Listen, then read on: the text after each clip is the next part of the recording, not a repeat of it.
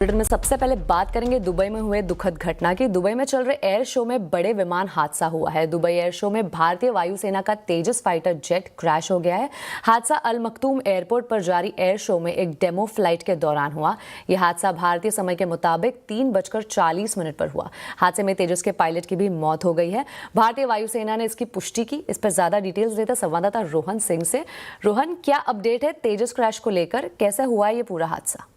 जी, आज Dubai air show का आखिरी दिन था जब ये दुर्घटना हुई है। इंडियन एयरफोर्स की डेमोन्स्ट्रेशन फ्लाइट उस वक्त चल रही थी और वो प्रदर्शन कर रहे थे, और उस वक्त जो इनका जो लाइट कॉम्बैट एयरक्राफ्ट तेजस है वो क्रैश करता है। जो विजुअल्स हमें दिख रहे हैं उसके मुताबिक ऐसा लग रहा है कि जब मैन्यूवर हो रहा था उसके अराउंड ही ये जो है विमान जो है वो पायलट के कंट्रोल से बाहर हो गया जब ये दुर्घटना हुई है। दरअसल ये जो दुबई का अल मखतूम इंटरनेशनल एयरपोर्ट है उसके पास ये चीजें हुई, और जो विजुअल्स हमें दिखा रहे हैं, पहले जो तेजस है वो जमीन से टकराता है और उसके बाद एक काफी धुआं और आग जैसी चीजें हमें दिखाई देने को मिल रही है। इंडियन एयरफोर्स ने भी इसको कंफर्म किया है, इस एक्सीडेंट को। उन्होंने ये भी कंफर्म किया है कि जो पायलट है उसकी इसमें मौत हो गई है। इंडियन एयरफोर्स ने जो स्टेटमेंट जारी किया उसमें उन्होंने कहा है कि वो रिग्रेट करते हैं जो जान माल का नुकसान हुआ है उसकी, और जो फैमिली है पायलट की वो उसके साथ पूरी तरह से खड़े हुए हैं। साथ ही ये भी कहा गया इंडियन एयरफोर्स की तरफ से कि एक कोर्ट ऑफ इंक्वायरी जो है वो कॉन्स्टिट्यूट की गई है, और बहुत जल्दी जो है ये जो कोर्ट ऑफ इंक्वायरी है ये कारण का पता लगाने की कोशिश करेगी कि आखिर क्या कारण हुआ, कि क्यों आखिरी समय पर एग्जैक्टली क्या हुआ है। ये सारी चीजों का पता लगाने की कोशिश की जाएगी। बहरहाल ये बहुत चिंता की बात इसलिए है क्योंकि ये दूसरी बार है कि तेजस का जो है दो दुर्घटनाग्रस्त हुआ है। इससे पहले 2024 में पोखरण में ही जो है एक जो है दुर्घटना में तेजस दुर्घटनाग्रस्त हो गया था। दरअसल ये अगर एयरक्राफ्ट की बात करें, ये एक single seat light combat aircraft है। हिंदुस्तान एरोनॉटिक्स लिमिटेड HAL ने इसे बनाया है, जो और ये चूंकि एक साल के अंदर लगभग दूसरी बार इस तरह की दुर्घटना हुई है, तो ये काफी ज्यादा चिंता की बात है। और जिस वक्त ये दुर्घटना हुई वो एयर शो चल रहा था, आखिरी दिन था, बहुत ज्यादा क्राउड था वहां पे लोगों का, और ये सबके सामने हुआ है। तो ये बहुत ही अब जो है कोर्ट ऑफ इंक्वायरी जब इसका कारणों का पता लगाएगी तब पता चलेगा कि आखिरकार एग्जैक्टली हुआ क्या, क्यों आखिर ऐसा हुआ। जो अब तक की जानकारी मिली है, ऐसा लगता है कि जो पायलट है वो नेगेटिव जी फोर्स टर्न को रिकवर नहीं कर पाया, जिसकी वजह से ये दुर्घटना हुई है। लेकिन जब इंक्वायरी होगी, जब पूरी चीजें पता लगेंगी, तब पता चलेगा कि एग्जैक्ट कारण क्या रहा है। चूंकि ये 2 साल में एक बार दुबई एयर शो होता है, तो पूरी दुनिया के जो एविएशन के लोग हैं, जो एयरफोर्स है, वो इसमें पार्टिसिपेट करते हैं। लेकिन ये एक बड़ा सेटबैक है जो तेजस है उसके लिए, क्योंकि दूसरी इस तरह की घटना हुई है, और ये काफी चूंकि इतनी ज्यादा क्राउड थी तो ये सबके सामने हुआ है। तो अब इसमें जांच की जरूरत है और आगे पता करना पड़ेगा कि आखिर इसका एग्जैक्ट कारण क्या रहा है। जी रोहन, शुक्रिया इस पूरी जानकारी पर। आज रुपए में जबरदस्त गिरावट देखने को मिली है। ग्लोबल अनिश्चितता के कारण भारतीय रुपए डॉलर के मुकाबले अब तक के सबसे निचले स्तर पर आ गया है। आखिर इसकी वजह क्या है और आगे क्या रुपए में और गिरावट देखने को मिल सकती है? डिटेल्स लेते हैं लता वेंकटेश जी से। आज रुपया के गिरने का बस एक कारण ही बताया जा रहा है। वो एकमात्र कारण है कि रिजर्व बैंक डॉलर सप्लाई नहीं किया 88.80 के लेवल पर। अब तक जब भी डॉलर रुपये 88.80 के लेवल तक जा रहा था, RBI सप्लाई कर रहा था, और इसीलिए वो लेवल पे बहुत सारे डॉलर सेल ऑप्शंस लिखे गए थे। इनफैक्ट ब्रोकर्स हमें कल तक ये भी बता रहे थे, आज सुबह तक बता रहे थे कि बहुत लोग डॉलर शॉर्ट कर रहे हैं रुपये के खिलाफ, क्योंकि जल्दी ही US इंडिया ट्रेड डील का एक्सपेक्टेशन है, और अगर वो होते ही रुपये 87.50 तक अप्रिशिएट हो सकता है। इसीलिए बहुत लोगों ने डॉलर सेल किया था, और उनका स्टॉप लॉस 88.90 या वो लेवल पे है। जो ही वो लेवल क्रॉस हो गया उनको कवर करना पड़ा, और वो शॉर्ट कवरिंग के कारण से बहुत ही जल्द 88.90 से रुपये 89.50 तक चला गया। लोग कह रहे हैं कि 89.50 में RBI ने सप्लाई किया। हो सकता है कि एक्सपोर्टर्स भी वो लेवल पे बेचने लगे और बाकी के टेक्निकल पोजीशंस भी आने लगे, लेकिन कह रहे हैं कि अभी 89.50 को नया लक्ष्मण रेखा माना जाएगा। इसमें कोई सेक्रेटनेस नहीं है, ये लेवल का बस आधे घंटे का इम्पोर्टेंस है। हो सकता है कि और भी वीकनेस है, लेकिन अभी मार्केट में रुपये को काफ़ी वीक ही माना जाता है। इट इज़ ओवर डेप्रिशिएटेड, ऐसे ही लोग मानते हैं, लेकिन किसी को हिम्मत नहीं है कि वो लेवल को आके मार्केट खुद सपोर्ट करेंगे। ये किस एक्सपोर्टर्स को हिम्मत नहीं है कि वो लेवल पे आके अपने डॉलर्स को बेचेंगे। सब लोग रिजर्व बैंक की ओर ही देखेंगे कि वो कौन से लेवल को सपोर्ट करने आ रहे हैं। रुपए में भारी गिरावट से बाजार का मूड भी बिगड़ गया है। सेंसेक्स निफ्टी गिरावट के साथ बंद हुए, तो वहीं निफ्टी बैंक में करीब 1% की गिरावट दर्ज की गई है। तो मिड कैप स्मॉल कैप शेयरों में बिकवाली रही है। मार्केट के ज्यादा डिटेल्स लेते हैं कंचन नौटियाल से। कंचन, बताइए कैसे रहा है आज के बाजार का हाल? तो हफ्ते का आखिरी कारोबारी दिन डेफिनेटली एक थोड़ी सी सल्कनेस बाजार में आज के सत्र में हमें दिखाई दी है। बैंक निफ्टी की बात करी जाए तो यहाँ पे फ्लैट मूवमेंट देखने को मिला है। मिड कैप में हालांकि ज्यादा हमें बिकवाली देखने को मिली है। वहीं अगर बात करी जाए निफ्टी की तो 0.25% का दबाव और साथ ही साथ सेंसेक्स में भी करीब करीब 0.5% की गिरावट देखी गई है। इसके अलावा अगर हम बात करें रुपए की तो काफी बड़ी गिरावट आज के सत्र में रुपए में देखने को मिली है। निफ्टी में भी काफी सारे शेयर्स ऐसे हैं जो आज बियर की ग्रिप में आते हुए नजर आए हैं। अब बात करते हैं इस टाइम पे स्टॉक स्पेसिफिक एक्शन किस तरीके का रहा है। अगर निफ्टी में बढ़ने वालों की बात करी जाए तो मारुति सुजुकी आगे की डिमांड को लेकर आउटलुक काफी ज्यादा ऑप्टिमिस्टिक दिखाई दे रहा है। मैक्स हेल्थ केयर यहाँ पे 1% की तेजी देखने को मिली है। इंडिगो की बात करी जाए तो 1% का इजाफा यहाँ पे, और महिंद्रा एंड महिंद्रा में भी करीब करीब 1% की गिरावट तेजी हमें देखने को मिली है। लोअर साइड की बात कर ली जाए, देखिए मेटल सेक्टर में आज काफी बड़ी गिरावट। एक तो जो फेड के रेट कट का अनुमान है वो 30% हो गया है। ऊपर से हम डॉलर के मुकाबले रुपया को देखें तो काफी कमजोरी यहाँ पे देखने को मिली है। 77 पैसे की कमजोरी इस सत्र में देखी गई है। तो काफी बड़ी गिरावट जिसका इंपैक्ट मेटल सेक्टर में आता हुआ दिखाई दिया। हिंडाल्को, टाटा स्टील, जेएसडब्ल्यू भारी गिरावट के साथ बंद हुए हैं। वहीं अगर बात करी जाए दूसरी तो बजाज फाइनेंस में भी आज एक गिरावट देखी गई है। बात कर ले ब्रॉडर मार्केट की, मिड कैप में बढ़ने वालों में से स्कॉट क्यूबोटा करीबन 1.5% का इजाफा, max health care, Sundaram finance और पेज इंडस्ट्री आज हल्की फुल्की बढ़त के साथ बंद हुए। लूजिंग पॉकेट की बात करी जाए तो देखिए भारतीय हेक्साकॉम 4.25% की कमजोरी यहाँ पे, ट्यूब इन्वेस्टमेंट 4%, इंडियन बैंक 0.4% और ओबेरॉय रियलिटी में 3%। पीएसयू में आज डेफिनेटली एक प्रेशर जो है वो बना हुआ था, रियलिटी में बना हुआ था, मेटल पैक में बना हुआ था। इसके अलावा बाजार जब एंड में आया तो जो रुपए की भारी गिरावट थी उसने भी कहीं ना कहीं जो मार्केट की वॉलेटिलिटी है उसको काफी ज्यादा बढ़ाया है। देखने वाली बात यह होगी कि अगला हफ्ता मार्केट के लिए किस तरीके से पैन आउट होता है। जी कंचन, शुक्रिया इस पूरी जानकारी पर। और इसी पर होगा आज का आवाज अड्डा का टॉपिक भी। इस हफ्ते बाजार नए शिखर की तरफ बढ़ा लेकिन नया शिखर बनाया नहीं। आखिर बाजार को किस चीज का है इंतजार? आवाज अड्डा में इसी पर होगी चर्चा। बाजार दौड़ने को तैयार, जरूर जुड़िए शाम 7:57 पर। लंबे इंतजार के बाद सरकार ने 4 नए लेबर कोड को नोटिफाई कर दिया है। जी हां, 2020 में संसद में इन्हें मंजूरी दी थी, लेकिन लेबर यूनियन के विरोध के चलते सरकार ने इन्हें नोटिफाई नहीं किया था। इस पर ज्यादा जानकारी लेते हैं संवाददाता असीम मनचंदा से। असीम, क्या असर होगा 4 नए लेबर कोड लागू होने का? देश में 29 से ज्यादा लेबर कानून है। समय के साथ ये पुराने पड़ गए थे। सरकार चाहती थी कि जो मजदूर है उनको बेहतर वेतन मिले, मिनिमम वेजेस की गारंटी तय हो, बेहतर काम करने की उनको एनवायरनमेंट मिले। तो इसके लिए सरकार ने 4 नए लेबर कोड को पारित किया था। 2019-2020 में संसद से ये पारित हो गए थे, लेकिन इनको अभी तक नोटिफाई नहीं किया गया था। दरअसल मजदूर संगठन इसका लगातार विरोध कर रहे थे। इस बीच कई राज्यों ने पिछले 5 सालों के अंदर कई राज्यों ने अपने यहाँ पर इनको मॉडिफाई करके इम्प्लीमेंट कर लिया था। कई राज्यों ने यहाँ पर अपने ड्राफ्ट रूल पब्लिश कर लिए थे। तो अब सरकार ने भी आगे बढ़ करके इन रूल्स को नोटिफाई करने का फैसला किया है।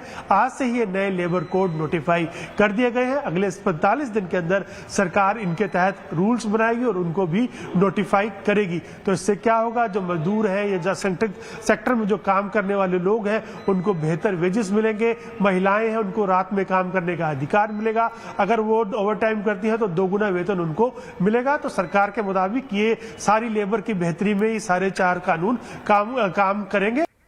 शुक्रिया असीम इस पूरी जानकारी पर।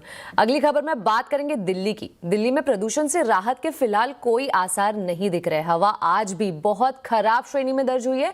इसी बीच दिल्ली सरकार ने प्रदूषण फैलाने वाले 200 से ज्यादा इकाइयों पर सख्त कार्रवाई करते हुए भारी जुर्माना लगाया है। ज्यादा जानकारी के लिए बात करते हैं संवाददाता रोहन सिंह से। रोहन, दिल्ली में कैसे हालात है प्रदूषण से? जी, इस वक्त जो हम बात कर रहे हैं दिल्ली का औसत AQI है 370, जो कि बहुत खराब की श्रेणी में आता है। कल ये 391 तक पहुंच चुका था, लेकिन अभी भी अगर देखें तो जो CPCB के 39 पॉल्यूशन मेजरिंग मीटर्स हैं उसमें से 13 ऐसे हैं जो रेड कैटेगरी में यानी कि सीवियर कैटेगरी में आ रहे हैं, और यहाँ पे जो AQI है वो 400 प्लस है। आज सुबह जो AQI था वो लगभग 400 पहुँचने वाला था, लेकिन उसके बाद थोड़ी सी राहत लोगों को मिली है। लेकिन अभी भी कुछ इलाकों की अगर बात करें, वजीरपुर, जहांगीरपुरी, RK पुरम, बवाना, यहाँ पे हर जगह जो है AQI 400 से ज़्यादा है। इसी बीच दिल्ली सरकार ने कुछ कदम उठाए हैं। कुछ जो पॉल्यूशन करने वाले जो निर्माण इकाइयाँ थी उन पर उनका निरीक्षण किया गया, 1200 से ज़्यादा ऐसी इकाइयों का, और उसमें 200 ऐसे हैं जिन्हें नोटिस दिया गया है, और 50 के करीब ऐसी इकाइयाँ हैं जहाँ निर्माण कार्य को जो है तुरंत बंद करवाया गया है, क्योंकि यहाँ से जो धूल है वो काफ़ी ज़्यादा उठ रही थी। साथ ही इस करीब 2.5 करोड़ रुपए का जो जुर्माना है वो लगाया गया है पॉल्यूशन करने वाली इकाइयों को। अगले कुछ दिनों की बात करें तो बहुत राहत की उम्मीद नहीं है, क्योंकि जो मौसम विभाग का अनुमान है उसके मुताबिक अगले 6 दिनों तक प्रदूषण की स्थिति बनी रहेगी। कल से हवा और ज़्यादा खराब होनी शुरू हो जाएगी, और 23 तारीख को इस बात की संभावना है कि जो सीवियर कैटेगरी है यानी 400 औसत AQI है उसे ब्रीच कर जाए। फिलहाल जो ग्रैप 3 के जो प्रतिबंध हैं वो लगे हुए हैं, लेकिन अगर यही स्थिति रही तो अगले कुछ दिनों में ग्रैप 4 के जो नियम हैं वो लगाने होंगे। शुक्रिया रोहन इस पूरी जानकारी पर। कोयला माफिया के खिलाफ आज ईडी ने बड़ी कार्रवाई की है। जी हां, झारखंड और पश्चिम बंगाल में ईडी का एक्शन देखने को मिला है। कोलकाता में 25 ठिकानों पर एक साथ रेड की गई है, जबकि झारखंड में भी करीब 18 जगहों पर दबिश दी गई है। पश्चिम बंगाल के दुर्गापुर, पुरुलिया, हावड़ा समेत कई इलाकों में ईडी ने छापेमारी की है। रेड के दौरान ईडी को कैश से भरे बैग और करोड़ों रुपए के गहने मिले हैं। ईडी लगातार तलाशी लेकर दस्तावेज, इलेक्ट्रॉनिक डेटा और कैश की गिनती कर रही है। कोयला माफिया के खिलाफ ये अब तक की सबसे बड़ी कार्रवाई मानी जा रही है।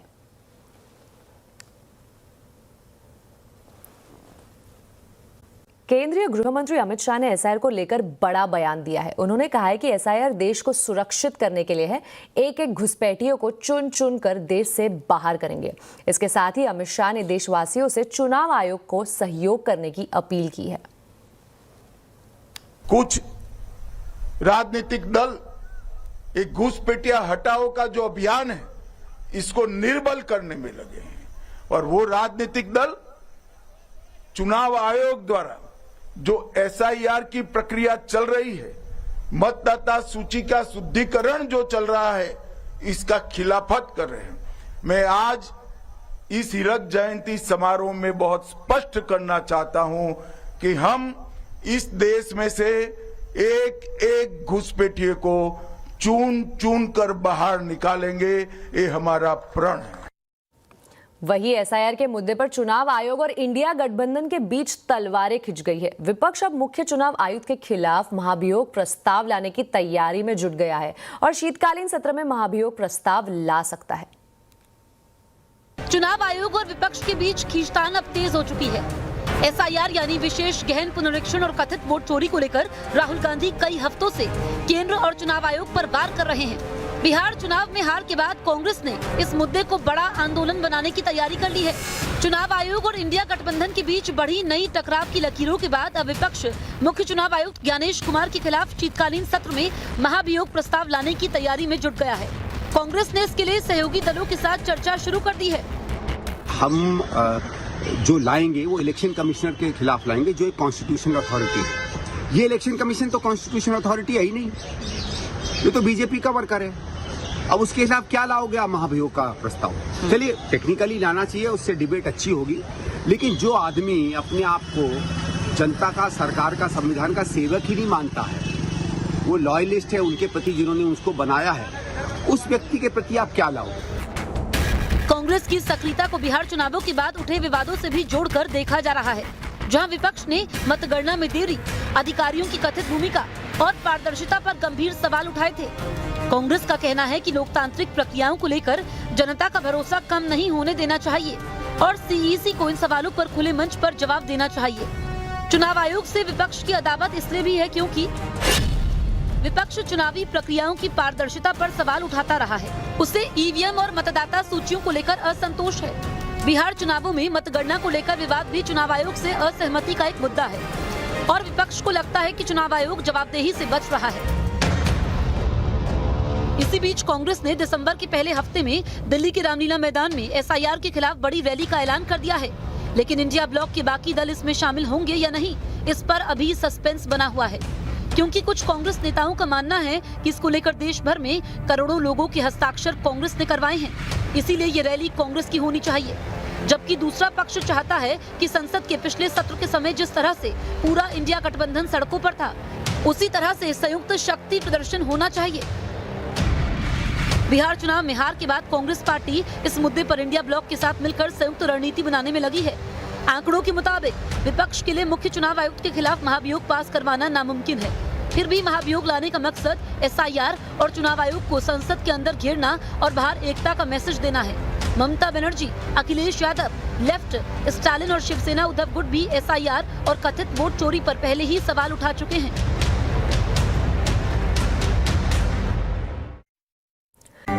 अगली खबर में बात करेंगे इंटरनेशनल ट्रेड फेयर की। इंडिया इंटरनेशनल ट्रेड फेयर में इस बार राजस्थान पवेलियन खास आकर्षण का केंद्र बना हुआ है, जहां जयपुरी रजाई से लेकर जोधपुरी मोजरी के स्टॉल लोगों का ध्यान खींच रहे हैं।